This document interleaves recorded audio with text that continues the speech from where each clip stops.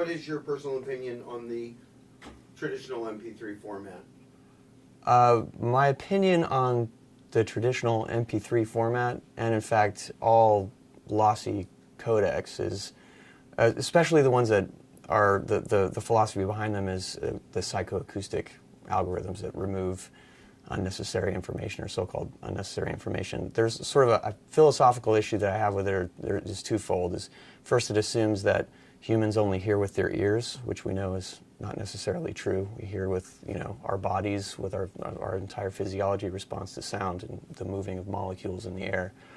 And the second sort of assumption it makes is that things that occur outside the human hearing range don't impact things that are in the human hearing range, which again I think is probably not true. So just fundamentally, it seems like the lossy codecs have an issue with reproducing sound, at least with the fidelity that it actually occurs in the natural world. Does that answer the question?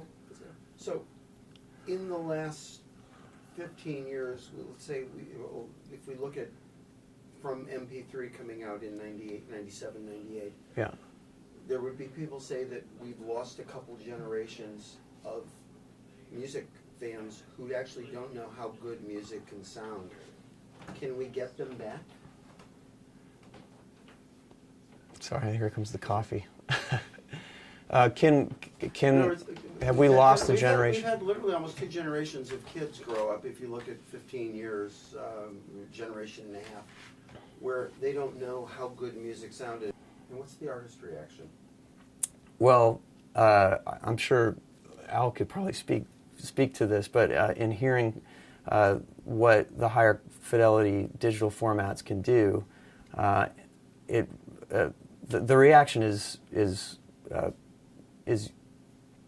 pretty phenomenal, actually. I was just talking to Don Was because we've been doing a lot of the Blue Note reissues, and Don's a real fan of Blue Note, has been since he was a kid, grew up on Blue Note, and to hear the content straight off the tape and to hear the highest fidelity digital version of that and to see the look on his face is pretty phenomenal. So when I first talked to you, which was only 24 hours ago, and I heard you speak at CES at the Grammy event with that breakfast that we had, yeah, in Vegas. The reason that we had gotten excited about getting involved in this project was we finally were hearing music coming off of a player in my pocket the way it's supposed to sound. What was your reaction when you heard Player today? I thought that as far as what I've heard from mobile devices, I was listening to my iPhone earlier this morning, and I'd much prefer to hear content in the highest fidelity possible. So I do want to, and maybe you need to ask me this question after I've listened to it in a number of different environments. But I'm really encouraged by the fact that there's a device that's capable of playing back the highest fidelity audio and reproducing the work that we're performing with the highest fidelity possible.